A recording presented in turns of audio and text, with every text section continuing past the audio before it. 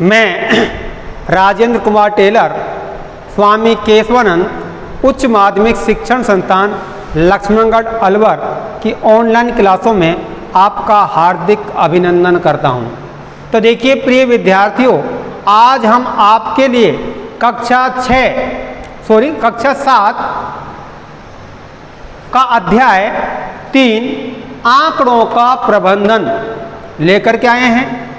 तो आंकड़ों को आप पिछली कक्षा में समझ चुके हैं कि आंकड़ों को एकत्रित करना, उन्हें सारणीबद्ध तरीके से निरूपित करना और उनका दंड आलेख तैयार करना, ये होते हैं आंकड़े। तो पहला प्रश्न हमारे पास में है, अपनी कक्षा के किन्हीं 10 विद्यार्थियों की ऊंचाई का परिसर ज्ञात कीजिए। अर्थात मैं आपको एक छोटा सा उदाहरण देता हूं कि जो आपकी कक्षा है उसके 10 विद्यार्थी की ऊंचाई एक समान नहीं हो सकती। किसी की कम है, कोई मध्यम वर्ग में है, कोई और अधिक बड़ा है या उससे और बड़ा है। तो उन सब की ऊंचाई समान नाप से नहीं होगी, अलग अलग नाप की होगी। तो ये केवल वैकल्पिक प्रश्न है, पढ़ने का प्रश्न है।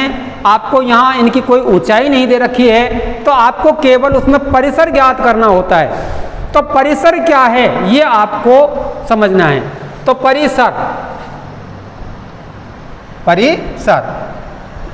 तो परिसर में आपको समझाता हूं कि परिसर होता है, मान लीजिए मैंने 10 विद्यार्थियों की एक टेस्ट लिया, 10 विद्यार्थियों की परीक्षा ली और वो भी 10 नंबर का लिया। सबसे कम किसी के 5 नंबर आए, फिर किसी के 6 भी आए, 7 भी आए, 8 भी नंबर आए, 9 भी आए और 10 में से 10 भी उसके नंबर आए थे। तो किसी के 5-5 दो छात्रों के आगे होंगे, किसी के 10-10 2 भी छात्रों के आ सकते हैं। तो सबसे कम अंक क्या आया? सबसे कम अंक 5 है। सबसे अधिक अंक कितना प्राप्त हुआ? 10 प्राप्त हुआ। 10 में से 10 भी प्राप्त हुआ है और सबसे कम 10 में से 5 भी प्राप्त हुआ है। तो परिसर होता है बड़े अंक में से छोटा अंक को घटाया जाता है। प्राप्त सबसे अधिक प्राप्तांक और सबसे कम प्राप्तांक का अंतर क्या कहलाता है? परिसर कहलाता है। सबसे अधिक आयु सबसे परिसर होता है इसका, सबसे अधिक ऊंचाई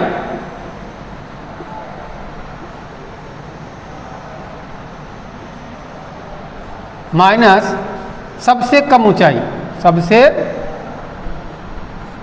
कम ऊंचाई का अंतर, सबसे अधिक ऊंचाई माइनस सबसे कम ऊंचाई का अंतर परिसर कहलाता है। परिसर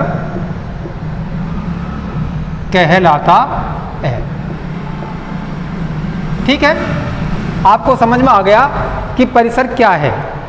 तो सबसे अधिक लंबाई किस छात्र की है, यानी कितनी लंबाई अधिक है, और सबसे कम लंबाई क्या है, उन दोनों का अंतर ही परिसर कहलाता है। इसके बाद में देखिए आप इसका प्रश्न नंबर 2 देखिए। इसका प्रश्न नंबर 2 है, कक्षा के एक मूल्यांकन में प्राप्त किए गए निम्नलिखित अंकों को एक सारणीबद्ध रूप में संगठित कीजिए। 4, 6, 7, 5, 3, 5, 4 ये अंक दे रखे हैं। तो यहाँ सबसे पहला आपसे एक प्रश्न हल किया, पूछा है सबसे बड़ा अंक कौन सा है? तो इसका उत्तर होगा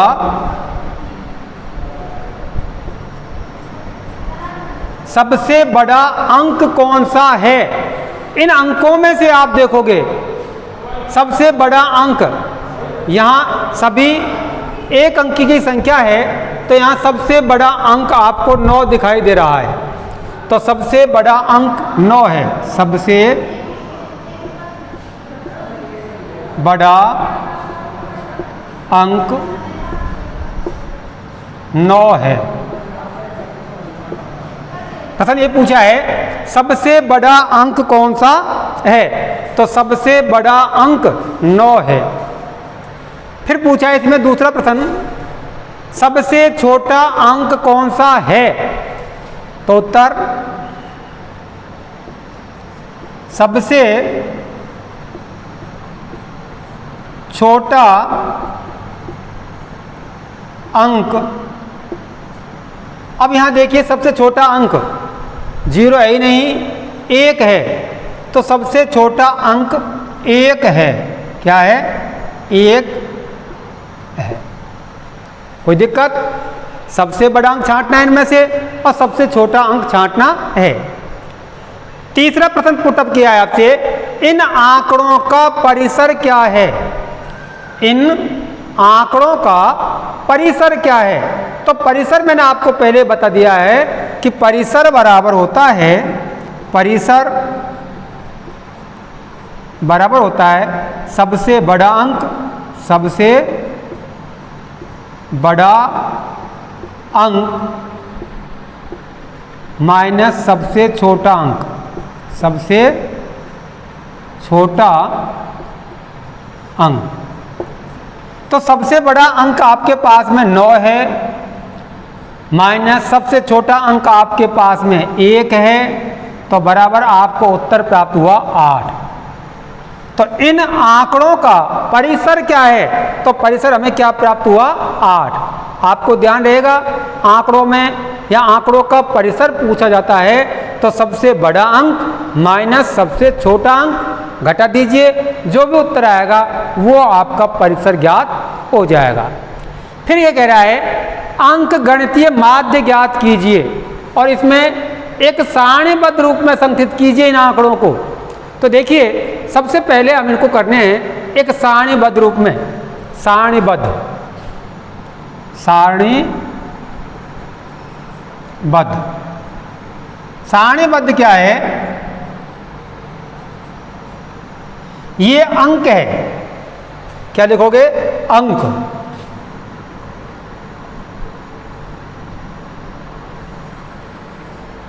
अंक के बाद में आपको लिखना है मिलान चिन्ह, मिलान चिन्ह। उसके बाद में आपको लिखनी है बारंबारता, बारंबारता।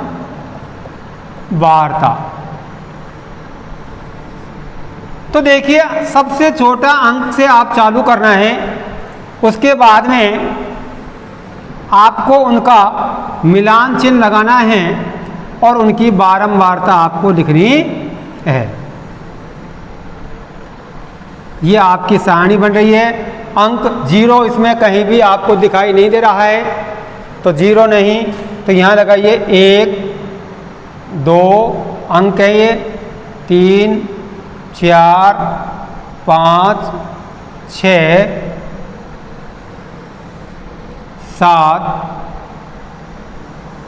8 और 9 और 10 भी यहाँ पर नहीं है।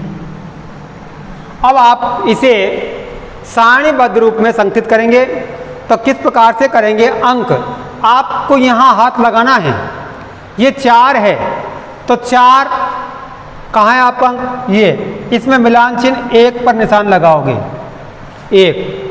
6 तो 6 पर निशान लगाओगे, 7 पर एक डंडा खींचिए, 5 पे खींचिए,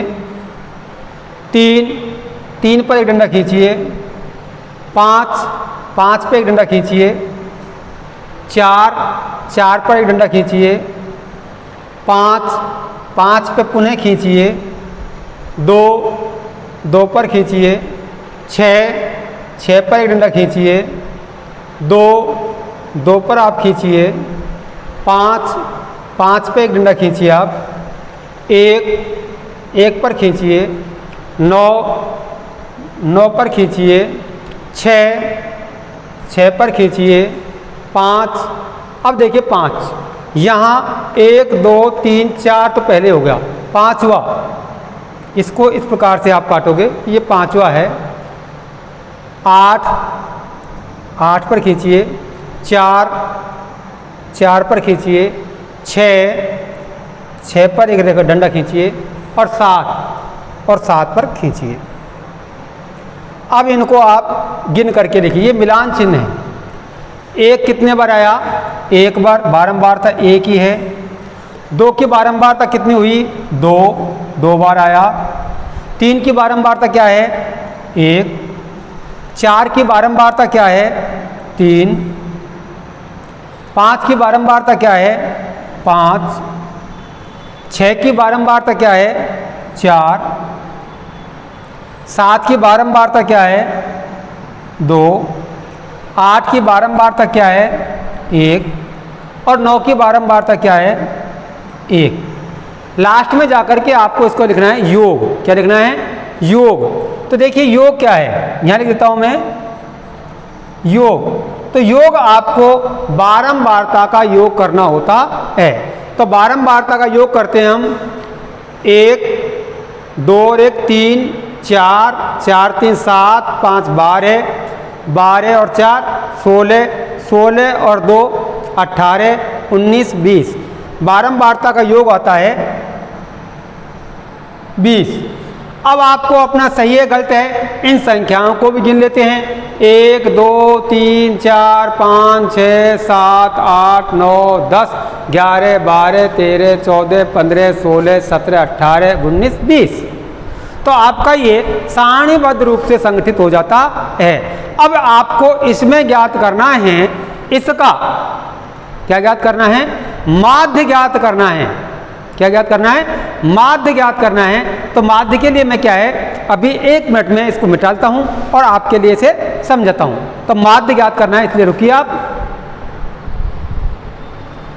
तो देखिए माध्य के लिए क्या है कि आपको अंक और बारंबारता को गुणा करना है। 1 गुणा 1 बराबर 1 प्राप्त होगा। 2 गुणा 2 बराबर 4। 3 गुणा 1 3। 4 गुणा 3 4 तिया 12। 5 गुणा 5 पचम 25। 6 गुणा 4 6 चौको 24। 7 गुणा 2 7 दून 14। 8 गुणा 1 8 एकम 8। और 9 गुणा 1 9 एकम 9। अब आपको क्या है, इनको जोड़ना है, इन सब का अर्थात हमें ज्ञात करना है माध्य। तो माध्य बराबर होता है प्रेक्षणों का योग, प्रेक्षणों का योग बटे प्रेक्षणों की संख्या, प्रेक्षणों की संख्या। ये माध्य का सूत्र है, प्रेक्षणों का योग बटे प्रेक्षणों की संख्या, या राशियों का योग बटे राशियों की संख्या। ये जितनी भी संख्याएं हैं इन सबको आपको जोड़ना है और जितनी संख्याएं हैं उसका उसमें आपको भाग देना है। जो उत्तर आएगा वो हो जाएगा माध्य। तो हम देखते हैं, हमने अब इनका माध्य का योग कर लेते हैं हम संख्याओं का। तो देखिए 1 4 और 1 5 और 3 8 9 10 और 5 15 और 4 19 और 4 23 और 8 31 और 9 40 की 0 बटे 40 की 0 से 4 5 6 7 8 9 10। इनका योग आता है 100। कितना योग आता है? 100 टोटल 100। तो प्रेक्षणों का योग बराबर 100 बटे प्रेक्षणों की संख्या। ये सारे जो आंकड़े दिए हैं, अंक दिए हैं, ये कितने हैं? इनकी संख्या है 20 बटे 20। इन सबको आप ज़्यादा संख्या आ जाती है तो सारणी बना करके आप उनको ज्ञात करेंगे, और कम संख्या होती है तो आप उनको 5 या 8 संख्या तो उनको आप जोड़ लेंगे। तो इन प्रेक्षणों का योग आया 100 बटे प्रेक्षणों की संख्या है 20, तो माध्य बराबर हो जाएगा 20 एकम 20, 20 5 100। इनका माध्य कितना हो जाएगा? 5 माध्य आ जाएगा। तो माध्य का सूत्र समझ गए आप, राशियों का योग बटे राशियों की संख्या, या प्रेक्षणों का योग बटे प्रेक्षणों की संख्या। इस प्रकार से आप इनका माध्य ज्ञात कर लोगे। यहाँ है अंक, मिलान चिन्ह और बारंबारता। अंक को बारंबारता से गुणा करने पर इनका अंक का योग हो जाएगा।